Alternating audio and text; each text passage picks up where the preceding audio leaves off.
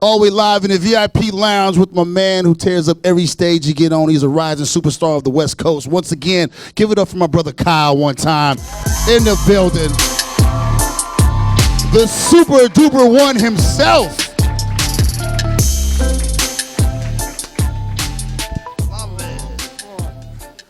Yeah. Yo, this is my favorite person, by the way, just letting you know. This is my favorite human. It's Big Von, then my mom, then then Adam Sandler. I made it up there. Yeah, you're up there. That's a crazy cast to be with. I'm just happy Mom, to be up there. Adam Sandler, like, you know. I'm just happy you're still my friend. I used to stalk him. First time I went to one of his shows, I had never met him before, and I seen him rock, and I was like, oh my God. Anybody been to a Kyle show before? Oh, tonight, there we go. Wait, tonight's your first Kyle show? So you never seen him get down? Oh. What are you talking about? Yo, first time I met him was, you're in for a treat tonight. After I seen a Kyle show, he'd be at like different shows. I just run up to him, not introduce myself or nothing, be like, you're the man. Oh, you killed it. Yo, no, he's not lying about that. I was actually hella scared the first time that happened. I was walking, and he's like, hey, I was like, oh, man. Thank you. And I was like, oh, wait, hold on. You're Big Von. Nah, you're the man. He's like, nah, you the man. And then Big Von would just go like this. And then he would just disappear. And then, like a ninja on my Batman. Yeah. What's going on, man? I've been watching you for many years. You've been doing really, really, really good. Thank you. What's been the... Man, you know what? Really, it's just been like a slow rap career. I know it looks like in the movies and whatnot, you see like 50 Cent, he's broke, and then all of a sudden 50 Cent's hella rich. And they don't tell you the in-between part. Like, rap is a bunch of baby steps, you know what I mean? So I just been doing like a lot of baby steps, one foot in front of the other for hella long. The first time we met was in 2014 at that G-Eazy show, which is the same place we're doing tonight. Sold out, you know what I mean? Started there, now he's doing it even bigger tonight. Y'all got oh my God. Yeah, so, man, I just been, I dropped this little song with this guy named Lil Boat, and it's been doing really good. Lil Boat. If you say it 10 times, he'll magically appear. It's weird. Yeah, I know. But sometimes he's not in a good mood, and you say it too many times, and he's like, it's like, bro, why you call me? Come on, bro. Why you call me right now, bro? You know I was asleep. No, I'm just kidding. But yeah, I dropped I Spy, and it was going crazy. And so we were like, yo, let's go on tour. And then we did the super tour, and everything sold out. And that's a first for me. Usually I'm used to like doing my shows and walking into the venue and being like, okay, all right. So, you know, this is going to be half filled tonight. If we set up a light over there and make sure nobody takes a picture of this side, you feel me? We can make it look cracking. Right. That was my old method, but now everything is sold out on this tour. Everything. From the first show to last night to tonight to the night after tonight. And hopefully the many nights to come, it's all going to be sold out. So. How's it feel, brother? I mean, it's been a journey, and now that you're here really, really getting it. How's it feel to be like, go to a town maybe you've never been to, maybe your first, second time, and it's sold out, line around the block, kids cutting school, saying motherfucker in front of their mother. Ooh. You seen that? Told you. And he tried to pause y'all, too, but he went, I was like, wait, hold on. He was like, nah. I'm going for it. Man, nah, it feels good. I kind of feel like Nelly. You know what I mean? That's what I feel like on a day. That's why I'm trying to wake up every day and feel like Nelly, like 2003 era Nelly. If I can wake up on that tip every day, I'm like, I'm good. You know what I mean? Bring back apple bottoms too? Nah. I mean, hey, you know. Maybe if there's an apple bottom endorsement. Hey. Nice transition. I know, segue. Tell me about showmanship, man. No one has energy like you. You have incredible energy and the personality. The way you shook everyone's hand in the room. We don't see that often, man. Man, you know what? I think it really has to do with my influences. You know what I mean? For one, I'm a very proud drama nerd. I was in drama class. You know the kids that you see run around in circles and run into the lunch line first when the bell rings like this? That was you? That was me too. Yeah, it's good. Yeah, no, that was me. I was like a drama kid, so I used to do a bunch of musical theater. And when you're doing musical theater, it's like you're really small on the stage, you know what I mean? Ain't no LED screen or nothing to project your face, so you got to be like, you know what I'm saying? Over the top. You got to be OD a little bit. You got to be you have to just be a performer. And then also like a really big influence of mine is like Fresh Prince and Jazzy Jeff and like Kid and Play and just that whole era of rappers back then where it's like the difference, there's a difference, kids, because we're working, honestly, we're starting to work less and less and less. If you look at a picture of somebody who's really famous today or a video and then look at a video of like James Brown, you'll tell the difference. Like people used to work hard. So like all of my influences, like Jazzy Jeff or like Kid and Play, is like, it's a show. You know what I mean? It's a show from top to bottom. Nobody's just going to walk out here and be like, yeah, what up? And I'm in the little thing, and I came with the thing, and I run up with the chain, and you know I got the chain. You know what I'm saying? Like, you got to, I feel like every show should be like a full-blown production. There should be like some crazy stuff on stage. People should be dancing. Like, hip-hop was so much about dancing in the beginning. You feel me? It was so much about having gigs, like gigs, you know what I'm saying? So I always try to make sure that with my show, it's not just me rapping. It's like, I want the performers of the past, the James Brown, the Fresh Princes, all those people to be able to come to one of my shows and being like, all right, yeah, this is an actual show. Because they'll see a lot of our shows today and be like, y'all are so spoiled. You get paid to do that? James Brown will be like, you know what I used to have to do? You know what I'm saying? So I'm just trying to, always make sure my performances are like there, you know? That's what it is. Now, you growing up in the West and growing up, he loves like gangsta music. I do. Did you ever try it? Yeah. Oh, man. There's Gangsta Kyle songs? Oh, bro. There are so many Gangsta Kyle songs and they suck. They suck, bro. Like, for real? Did you really try it? Like, go in that direction? Bro. I tried because that's the thing. I was just like, the era of rap I grew up in, and especially, I'm from Southern California. Like, all I ever heard was Dr. Dre and Snoop Dogg. So, of course, I was trying to be a gangster. And my bars were on point. Like, my bars were crazy. And the thing, I was still a good rapper. But for some reason, it just never was hard. I played for my friends, like, oh, what you think? They're like, it's trash. And I'd be like, damn, you know, because it's not real. It's not relatable. But the thing is, another weird thing is all of my like favorite rappers when I was younger, like I listen to Dr. Dre, I listen to Snoop Dogg because I have to, and those are the GOATs for sure.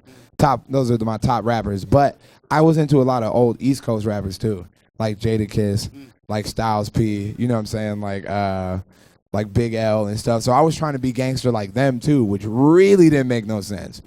I was like going to school like in an extra big New York fitted, some extra big Timbs. My Timbs was so big, bro, it was crazy. They did not fit me, yo. Them Timbs was like 5 sizes too big, and I'll still be just walking around in them Timbs trying to like portray this image that I thought you had to do in order to be a rapper. You know what I'm saying? Because that's just all I saw. All I saw on TV was Timbs, NY fitted, big ass chain. You know what I mean? So I was trying to like emulate that, and that's when it wasn't until I was in high school and I did like the whole drama thing and I really started coming out of my shell. Because I know it doesn't seem like it now because I be talking so much and my face is so big. But back in the day, I was hella shy. Like, I ain't like talking to nobody. I would just be like, hi, yeah. How'd you find your voice? What made you want to break out? Well, you know what it was? I did this song called Lemonade. I freestyled over this song called Lemonade because of Big Sean. And when I was doing it, I had said something that was just funny as hell and made me start laughing like mid-recording it. And then for that little moment where I laughed and I like let my guard down and let my character down and stopped like faking, it sounded real. I was like, wait, hold on, stop everything. I was like, Mr. Man, stop. He's like, what? That part. What part? The part where I messed up. That part? Yeah. Man, that's tight. Because I was just using this voice. I was using my normal voice, so it sounded real. You know what I mean? And that's you had a gangster voice too. I had a whole gangster voice. It sucked. Please, it's not good. You want to hear it? It was like oh God. Okay. I think my first rap it was like, no MC can't see me, so please be easy before you find yourself on TV. Yep, Channel 11, you in whoever. I got to do the Tim walk. You in whoever's stepping. Don't need anybody just to drink in my weapon. Now, mind you, I'm like 12, right? So The only drink I had was a Capri Sun, and the only weapon I had was like a little sword I made myself. You feel me? Just a drink and my weapon. I guess we gotta show you what beef really about. Cause when I load the clip in, the bullet's gonna come out. I didn't even know what that meant yet. I heard it so many times in songs. I was like, the clip. Yeah, you need the clip. I knew that was a very essential part. They stuff will never phase me. They must be going crazy. He talking about a fight, but I never hit a lady. That was supposed to be the bar. That was supposed to be the punchline. Yeah. Ooh, right? Ooh, fire.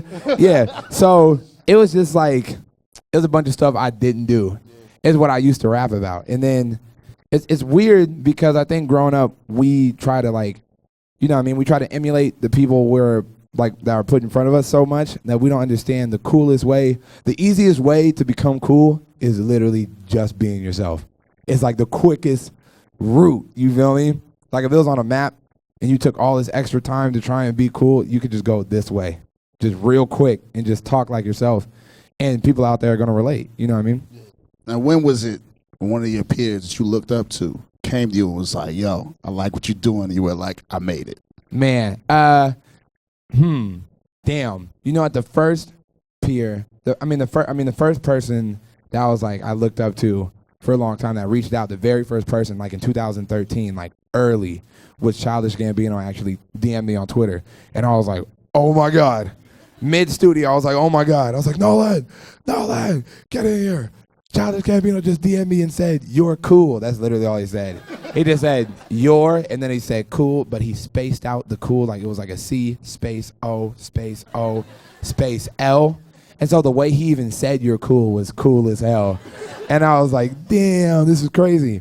And he invited me over his house that he was working on because of the internet at the time. And I got to go over there and like sit with Childish Gambino in the studio and be like, oh my God. It's great. He's funny as hell too. He's like professionally funny though. Like it's like almost like he's like kind of just like, you know, chilling at first. And then like when he wants to make you laugh, he'll just start doing like a face like, and then you know you're about to start laughing. Yeah, nah, he was hella funny. And yeah, he reached out first out of anybody really. He was like the first dude to kind of the first one of my idol, like first one of the people I looked up to like, you know what I'm saying, just tell me I was tight. And I was like, damn, I guess I'm making it now. Now we're going to give that opportunity to some lucky people in the room today. They said they have questions they've been waiting to ask. Hit me. Who's going to be the first one to stand up and do it? Uh-oh. There he goes. Ooh, we had to talk early. You know what you got to do, player. What inspired you to write Focus on You? Man. That's a really good yeah. right there, you know? Thank you. That's a great question. So I used to have this job. Sorry, I'll be rambling. I used to have this job where I was a gas meter reader, and it's a weird job. So I would have to pull up to your house and like hop over your back fence and fight your dog with a stick. They gave us a stick, and we would fight the dogs off. And then it's gully. It's gully. And then I would read the little gas meter reader. And while I was doing that, I was just walking around all day, and I was humming to myself just that melody. And then at the time, the only person I could really think of was my girlfriend hella much. You know, because you know when you hella young, you're just like, oh. You feel me? So I was just doing that. And I was just writing about being hella happy for having the girl I had. And that's basically the topic of Focus on You. You know, I say your nose is not fake and your boobs are no facade. Baby, you truly are just everything that you are. And guess what? That's perfect. Because a silicone soul and a polyester heart makes the light inside kind of dark. Yup. And it was just like, yeah, being proud of like just, you know, the girl or person, just a person I was with being a regular person. So many people nowadays are like manufactured, literally coming out of factory, like, you know what I'm saying? Like on the assembly line, like, all right, so we need a big booty. All right, you know what I'm saying? They just go down the line.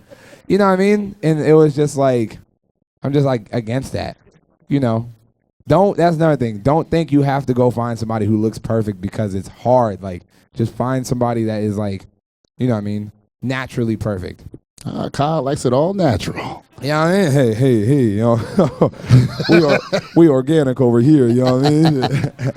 On this side, cut school for this one. What you want to ask, brother? Hit me. What's your favorite song other than the ones you've written? Okay. My favorite songs, other than the ones I've written. You know, I'm not gonna lie. One of the first songs I heard that made me feel like I didn't have to put them Tim boots on every day was, do you like Kanye West? Okay. So there's this song by Kanye West called Paranoid, and the beat is all funky, and you can kind of do like this to it. Right? It was like the first song I heard by a rapper that you could just like. And that one really inspired me a lot from a very young age. That one helped me take those Tim boots off. So I think one of my favorite songs besides my own is called Paranoid by Kanye West. You should listen to it if they'll let you. But I feel like, you went all the way with the Lil Yachty line. So, hey. What kind of music you listen to in your spare time when you're on the bus, when you're traveling? Man. What's your guilty pleasure that you listen to? My guilty pleasure I'll be listening to, like, as in, guilty pleasure as in, like, music. Like we wouldn't think that you'd be listening to it. Man, I'm not gonna lie. I'm Caucasian as hell.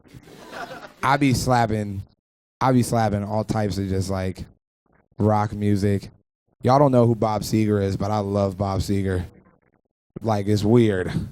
You know what I'm saying? Bob Seger, like, you know what Bob Seger is? The look on your face, though. Yeah. He was like, Bob Seger, B. Bob Seger go crazy.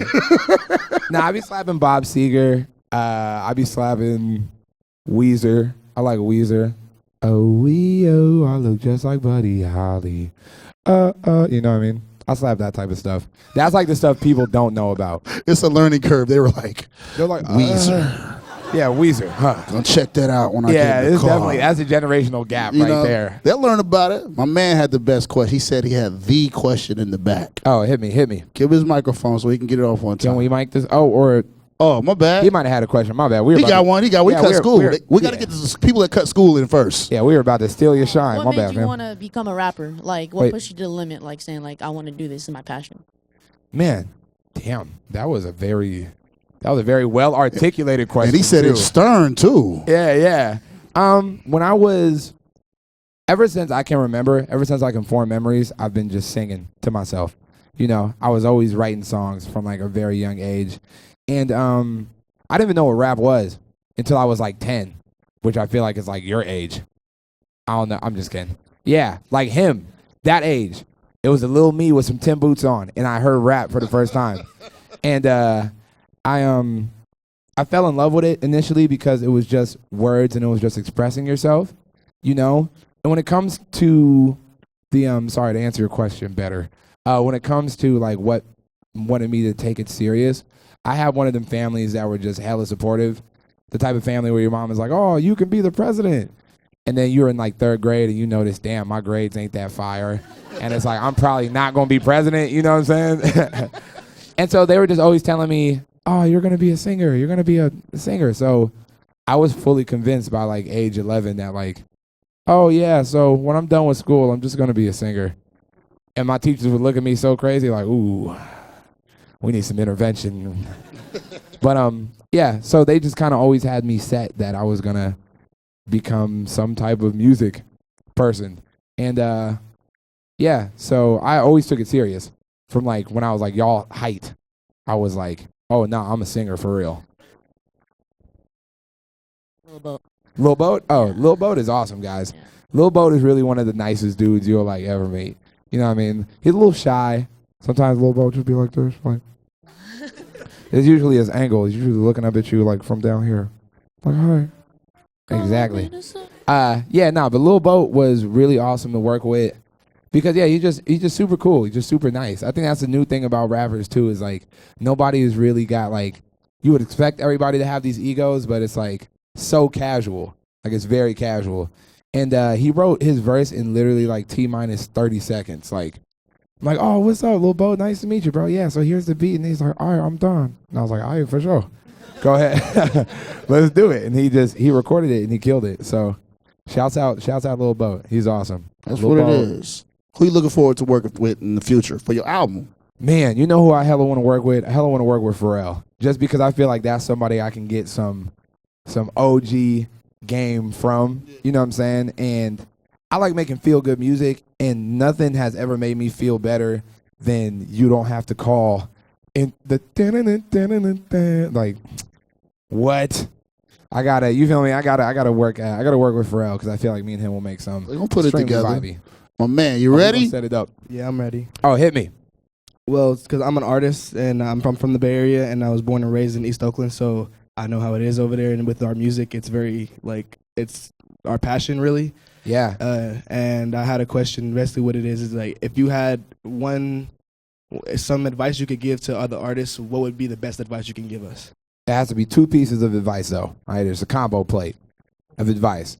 The first one, and which is the most important one, is you have to just be authentic with your art. You have to be real. That's the only way it's gonna cut through. Or you have to be an amazing actor. But I'm talking about Denzel level acting, or else people will just notice. That's the thing. It's like I think we want to do what's cool so much. We want to do what's right so much that sometimes that's just not you, and people will notice this is shaky.